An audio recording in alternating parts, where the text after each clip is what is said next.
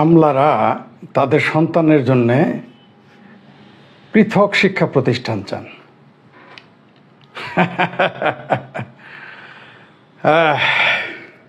কোন দেশে বাস করি আমরা? শুনেছি যে আগে নাকি রাজা বাদশাদের সন্তানেরাও আমজনতার শিক্ষা প্রতিষ্ঠানে এসে পড়ালেখা করত। বাংলাদেশের আমলারা আলাদা শিক্ষা প্রতিষ্ঠান চান। তাদের তাও কি শুধু তাদের সন্তানরাই সেখানে পড়বে। 1971 সালের আগে কয়জনের পাচার কাপড় ছিল এই দেশে? আবার তারও যদি 50 বছর আগে যায়, 25 বছর আগে, 47-এ এই অঞ্চলে কয়জনের পাচার কাপড় ছিল? কয়জনের মায়ের ব্লাউজ পরতো? কয়জনের মায়ের ব্লাউজ পরার ক্ষমতা ছিল? আমি নিজের চোখে দেখেছি। আমার যতটুকুই বয়স, আমার বয়স অত বেশি না, যতটুকু দেখেছি বাংলাদেশের অধিকাংশ মানুষের মহিলাদের ব্লাউজ পরার টাকা ছিল না, বা তারা পরতো না, শুধু শাড়ি পরে থাকতো, ব্লাউজ পরতো না। গ্রামের মানুষের ব্লাউজ কেনার ক্ষমতা ছিল না। তাদের সন্তানেরাই আমলারা দেখবেন অধিকাংশ কিন্তু অজপাড়া গায়ে থেকে আসছে, খুবই দরিদ্র পরিবার থেকে আসছে বেশিরভাগ। কথাটা সত্য না মিথ্যা আপনারা যাচাই করেন। এসে তারা নিজেদের রক্তকে নীল মনে করতেছে। এখন আমরা কিছু মানুষ সেনাবাহিনীর লোকদের এই বিষয়ে অভিযুক্ত করে থাকি। অপ্রিয় হলো সত্য। আমরা বলি যে মেজর হয়ে যাওয়ার পরে নাকি তাদের বলা হয় যে আজকে থেকে তোমরা অভিজাত। আমি শোনা কথা, আমি অভিযোগ করতেছি না, এটা আমরা শুনেছি, সত্য মিথ্যা আমি জানি না।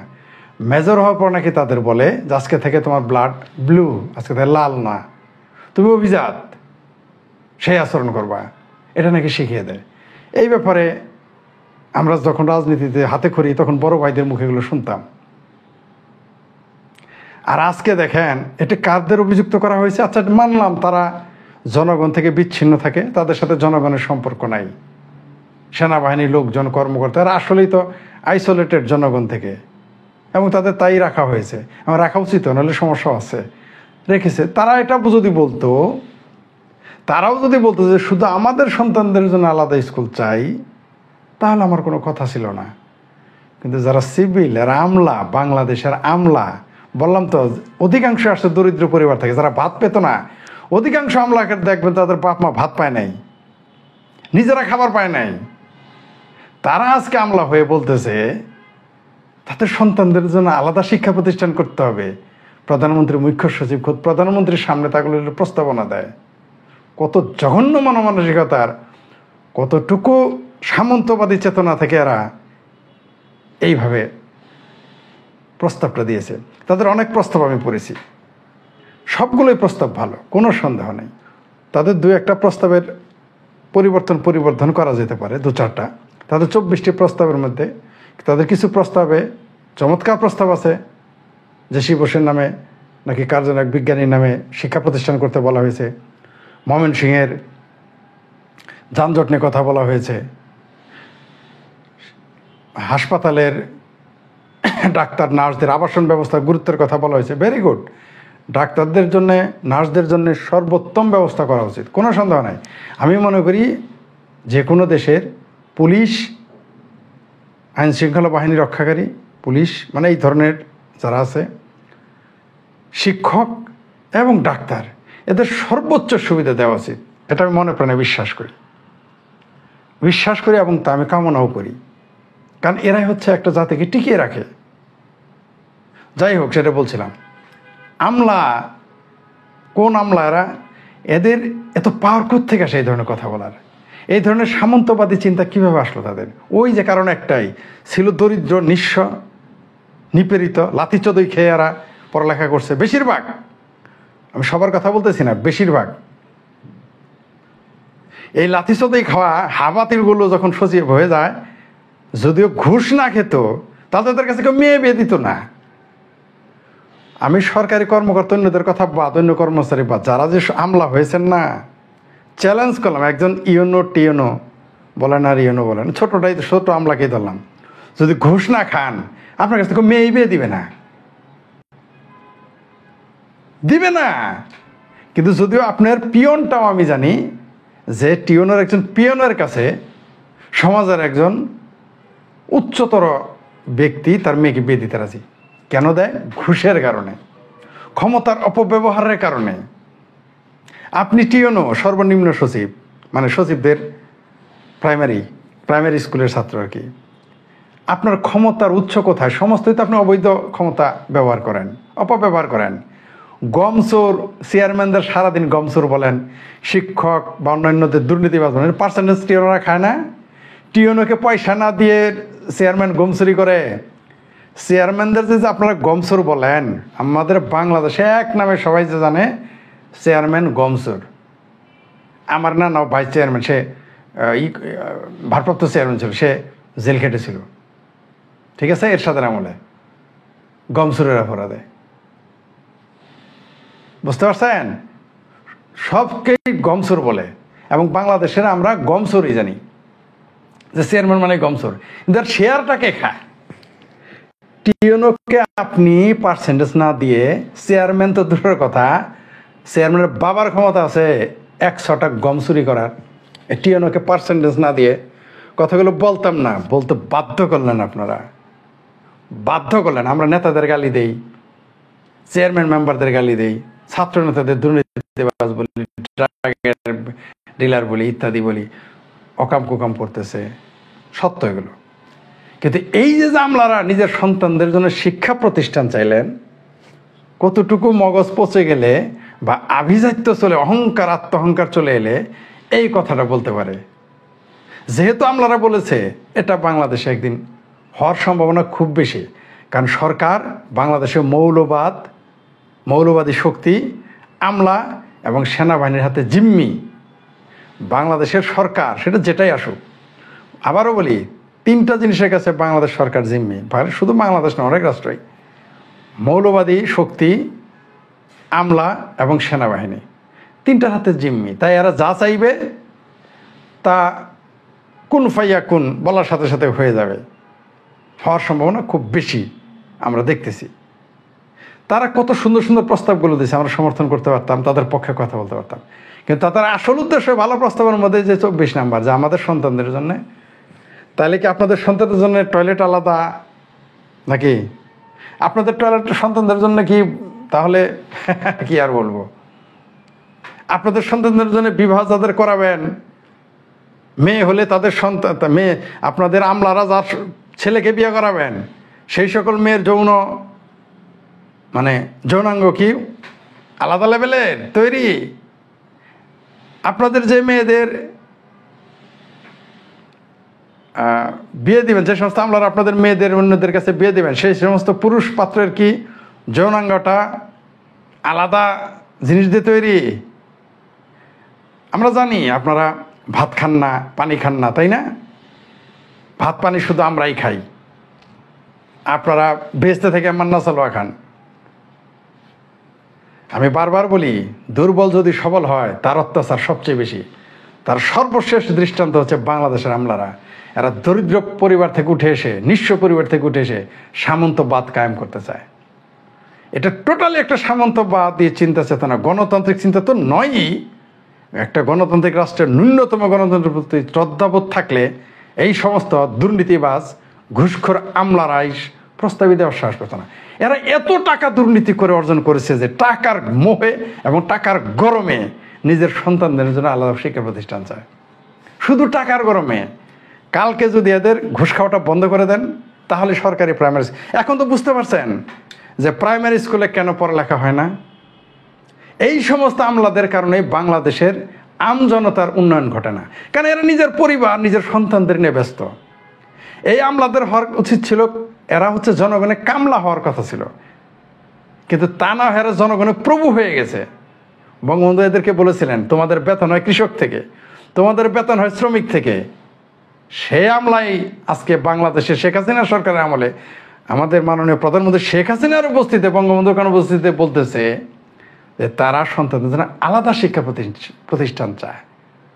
কত বড় একটা নৈতিক অপরাধ করেছে তারা, রাষ্ট্র এটা অপরাধ করেছে তারা। আর কত বড় দুঃসাহস তাদের এই ধরনের প্রস্তাব দেয় একটা গণতান্ত্রিক দেশে। আরে সৌদি আরবে প্রিন্সেরা তো আলাদা আলাদা শিক্ষা প্রতিষ্ঠান করে নাই। কুয়েতের আমিরের যে সন্তান, সৌদি আরবের যতগুলো প্রিন্স আছে হাজার হাজার, তাদের জন্য তো আলাদা শিক্ষা প্রতিষ্ঠান করে নাই সৌদি আরবে, রাজা বাচ্চারা করে নাই। আর বাংলাদেশের যারা ভাত পেত না, যাদের বাপ মা, তো অধিকাংশ লোকের বাপ মা ভাত পায় নাই, যারা সচিব আমি চিনি, তারা ঢাকায় ফ্ল্যাট কিনে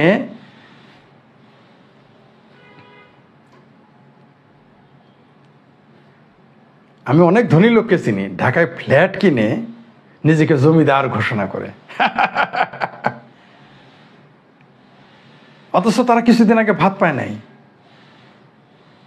তারা অন্যের পরনের কাপড় নিয়ে তারা চলতে হইতো, অন্যের পরনে, মানে নতুন কাপড় না, অন্যের পরনের কাপড় পরতে হইতো তাদের।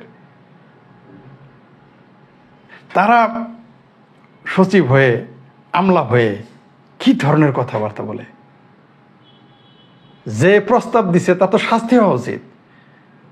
আমি জানি সে পুরস্কৃত হবে, কারণ সকল ক্ষমতা, বাংলাদেশের সবচাইতে বেশি ক্ষমতা অপব্যবহার করে আমলারা, সবচাইতে বেশি। সেনাবাহিনী তো শুধু সামরিক শাসন এলে করে, আর পুলিশ কিছু করলে তার পিছনে সাংবাদিক লাগে, আমরা লাগি, আমরা ইউটিউবাররা থাকি, আমরা ফেসবুকাররা থাকি, আমরা সমালোচকেরা পুলিশদের দেখি, পোস্ট দেই ফেসবুকে লিখে। আমলাদের নিয়ে কেউ কথা বলি না। তবে এবার আমলাদের ধরতে হবে, এবার আমরা আমলাদের পেছনে লাগতে হবে। আপনারা যারা সচেতন, যারা ন্যূনতম মানুষত্ববোধ আছে, গণতন্ত্রে বিশ্বাস করেন, এই আমলাদের পিছনে এবার লাগতে হবে, এদের পর্দাফাশ করতে হবে। তা নাহলে এরা আপনাদের মাথা এমনি তো কাঁঠাল ভেঙে খায়, মাথার মগজও খাবে এখন তারা। তার জন্য তাদের সন্তানদের জন্য আলাদা। আজকে থেকে আমলাদের সন্তানদের আপনারা বয়কট করেন, আমলাদের সন্তানদের সাথে চলবেন না। আমি শেখ ফরিদ আজকে থেকে যখনই শুনবো এটা আমলার সন্তান, আমি তার সাথে কথা বলবো না, অ্যাভয়েড করব। এখন বলবেন আমি ফরিদ আমলার সন্তানদের বয়কট করলে কি হবে, দেখা যায় কি। আজকে থেকে আমলার সন্তান, যে সকল, আবারও বলি, সেই সকল আমলার সন্তানকে বয়কট, যারা এটা সমর্থন করে তাদের, আমার সাথে আজকে থেকে কোনো, এবং আমি যারা প্রগতিশীল এবং প্রতিবাদী, যারা মানুষের অধিকারে বিশ্বাস করেন, যারা গণতন্ত্রে বিশ্বাস করবেন, আমলার সন্তানদের এটা প্রশ্ন করবেন। যদি সে বলে তারা ওই বাবা, তার বাবাদের, তার ঘুষখোর দুর্নীতিবাজ বাবাদের অক্ষত ব্যবহার করে বাবাদের মতের সাথে একমত, তাকে অ্যাভয়েড করবেন, তাকে বয়কট করবেন। আমি করব, অবশ্যই আজকে থেকে আমি করব। আমি যখনই শুনবো যে সে আমলার সন্তান বা পরিবারের কেউ, আগে জিজ্ঞেস করব তার এই বাবাদের, তার আমলা বাবাদের, আসলে হবে কামলা বাবাদের কথায় সে একমত কিনা। যদি বলে হ্যাঁ আমার বাবা যা বলছে সঠিক, ফাক দেম, একেবারে অ্যাভয়েড করে যাবেন তাদের। আমি করবো আজকে থেকে, আমার প্রতিবাদ জারি থাকবে। বাংলাদেশটা একটা গণতান্ত্রিক রাষ্ট্র, আর আমলারা বলে তার সন্তানদের জন্য আলাদা শিক্ষা প্রতিষ্ঠান। ফাজলামির একটা ন্যূনতম সীমা থাকা উচিত। এই দেশটাতে এখন বুঝতে পারছেন তো কেন কওমি মাদ্রাসা বাড়ে, গরিবের পোলা সব কওমি মাদ্রাসায় পড়বে। আমি কিন্তু শিক্ষা প্রতিষ্ঠানের বিরোধী না, বরং তারা একটা ইউনিভার্সিটি করতো, সেখানে বলতো যে সবাই এসে পড়বে, পরীক্ষার মাধ্যমে আসবে, সর্বজন স্বীকৃত বা সব লোক সেখানে প্রবেশ করছে। আমেরিকার বিশ্ববিদ্যালয়গুলোতে, ইংল্যান্ডের বিশ্ববিদ্যালয়গুলো সবার জন্য উন্মুক্ত। আর বাংলাদেশের কামলারা, তথাকথিত আমলারা নিজের সন্তানদের জন্য আলাদা প্রতিষ্ঠান চায়। ওয়াই, কি কারণে? এরা হচ্ছে উচ্চ শিক্ষিত বদমাইশ এবং টাউট এবং সমাজের জন্য ক্ষতিকর। এরা চায় আমাদের সন্তান কওমি মাদ্রাসা বানাকার পড়ুক, এরা চায় আমরা ব্যাকডেটেড হয়ে থাকি, আর তাদের সন্তানরা আর প্রাইমারি স্কুলে পড়বে আমাদের সন্তান, আর তার সন্তান পড়বে অভিজাত স্কুলে, কলেজে, বিশ্ববিদ্যালয়ে। এটা অগ্রহণযোগ্য, ভয়ঙ্কর অপরাধ করেছে তারা। এই যে সমস্ত আমলার এই প্রস্তাব দিছে, এর তীব্র প্রতিবাদ করুন। অফলাইনে, ফেসবুকে, অনলাইনে, সব জায়গায় প্রতিবাদ করেন, নাহলে কিন্তু তারা এটা করে ফেলবে। কীরকম তারা একটা ক্লাস সৃষ্টি করতে চাচ্ছে। এমনি ক্লাসের অভাব নাই এই বাংলাদেশে, শ্রেণীর অভাব নাই, তার মধ্যে নতুন করে তারা শ্রেণী পয়দা করতেছে। ইংলিশ মিডিয়ামেও তাদের আর চলতেছে না। আরে বাবা, তোমার এত পারো, তুমি বিদেশে গিয়ে পড়াও, তোমার তো টাকার অভাব নাই। যারা আমরা জানি, আমলারা যখন অবসর নেয় তাদের কত টাকা আমরা জানি। অনেক আমলা ভাব দেখায় যে আমি তো কোনোদিন ঘুষ খাই নাই, রিটায়ার্ড করার 2 বছর পরে জানা যায় তার সিঙ্গাপুরে বাড়ি আছে, আমেরিকায় বাড়ি আছে, কানাডায়। সবচেয়ে যেটা ভালো আমলা, যে ঘুষ খায় না বলে, সে রিটায়ার্ড করার 2 বছর পরে শুনবেন যে গাজীপুরে খামার আছে, গাজীপুরে 100 বিঘা জমি আছে, পদ্মা ব্রিজের ওইখানে আছে, রাজশাহীতে আছে, আমেরিকা ইউরোপে বাড়ি আছে। সবচেয়ে যেটা ভদ্র ওইটার এটা পাবেন। সবচেয়ে যেটা অদুর্নীতিবাজ, যে দুর্নীতি করে সে কী করে? আবারও বলি, আমলারা যদি ঘুষ না খাইতো, ঢাকা শহরে ঘর ভাড়া দেওয়ার টাকা সে পাবে না। ঘর ভাড়া দিয়ে থাকার খাবার প্রশ্ন পড়ে, আবার গাড়ি প্রাড়নে চলা। তো এরা এত টাকা পেয়ে গেছে যে এই বাংলাদেশের যত বিদেশি যত ঋণ আসে, যত প্রজেক্ট আসে, সব টাকা তারা মেরে দেয়। এরপরে তারা অবৈধ টাকা তো তারা নেই, জনগণকে জিম্মি করে, সরকারকে জিম্মি করে। একটা মন্ত্রী এমপি 5 বছরের উপরে থাকে না। প্রধানমন্ত্রী চলতে সর্বোচ্চ বেশি চলতেছে আমাদের বর্তমান প্রধানমন্ত্রীর আমল। এর সাথে 10 বছর 9 বছর থাকতে পারে নাই, 11 বছর থাকতে পারে নাই। কিন্তু আমলারা একজন 29 বছর থাকে এবং সারা জীবনই সে বাংলাদেশের জনগণের টাকা লুটে, ক্ষমতার অপব্যবহার করে, গম চুরির ভাগা পায়, সমস্ত দুর্নীতির ভাগা পায়। আবার তারা এখন আসছে বড় বড় কথা বলতে। কত বড় বদমাইশেরা! এদের বিরুদ্ধে আমাদের প্রতিবাদ জারি রাখতে হবে। এই আমলা নামক কামলাদের পৃথক বিশ্ববিদ্যালয় করা যাবে না, বরং যেই প্রস্তাব দিছে তার শাস্তি দিতে হবে, তার অফিসিয়ালি তাকে শাস্তি দিতে হবে, এই দাবি করব আমরা। আর আজকে থেকে যারা আমার মতো চিন্তা করেন, আমার মতো প্রতিবাদী, প্রত্যেকে জিজ্ঞেস করবেন তার বাবার সাথে সে একমত কিনা। একমত হবে তাকে বয়কট করবেন। এই আমলাদের সন্তানদের বয়কট করা শুরু করেন। ওদের দোকান আসলে বলবেন আমি তোর কাছে মাল বেচবো না, তোর বাবার দোকান দে। ও যখন পথে চলবে বলবে তোর বাবার রাস্তা বানা, আমলার বাচ্চা, তোর বাবাকে বল রাস্তা বানিয়ে দিতে, সেই রাস্তায় চল। ওই আমলার গাড়ি যখন যাবে বলবেন তোর বাবার রাস্তা বানা, সেই রাস্তায় গাড়ি দিয়ে চল। নাহলে তোদের জন্য যা, তোরা তো সরকারে যা বলিস তাই, রাস্তা আলাদা বানা, আলাদা রাস্তায় চলবি। তোরা আলাদা রাস্তা বানায় সেই রাস্তায় চলবি। আমলার সন্তান যখন আপনার জমি দিয়ে যাবে বলে তোর বাবাকে বল রাস্তা বানাইতে, তোর দাদা তো কিছু ছিলই না, তাই দাদাকে তোর বলতে পারবেন না যে তোর মরা দাদা উঠে এসে বানাই, তোর মরা দাদাকে বলবেন যে তোর বাবা তো কিছুই ছিল না, তোর দাদা তো কিছুই ছিল না, তোর বাবাই না খায় পড়ালেখা করছে। তো তোর বাবারে বল রাস্তা বানাই, ওই রাস্তাতে চলবি। তোর বাবারে বল আলাদা নিঃশ্বাস নেওয়ার জন্য আলাদা কাজ করতে, আলাদা গাছ রোপণ করতে বলবি, সেইখানে যা। এইভাবে প্রতিবাদ জারি রাখেন। ওর বাবাকে বলবেন সুইপার কলোনি আলাদা বানা, তোরাও সুইপারকে বলবি সুইপার নিয়ে যাস কে হারামিরা, সুইপার তোরা হবি, তোদের সুয়ারেজের ময়লা তোরা পরিষ্কার করবি, অন্যরা করবে না। এগুলো প্রতিবাদ জারি রাখেন। কত বড় বদমাইশেরা, কত বড় সামন্তবাদী! এই বাংলাদেশে মুক্তিযুদ্ধ ব্রিটিশকে তাড়াইছে আমরা, আমাদের পূর্বপুরুষরা ব্রিটিশ তাড়াইছে,